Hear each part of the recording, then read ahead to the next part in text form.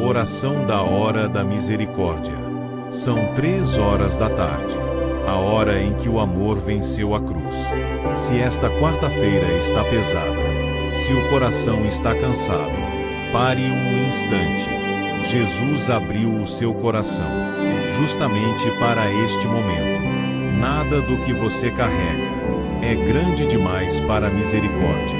Nada do que dói é invisível para Deus. Mesmo no meio da semana, a misericórdia não se esgota.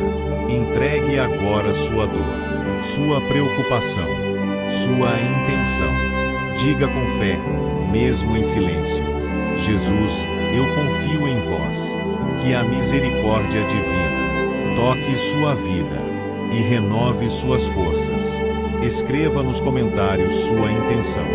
Rezaremos juntos.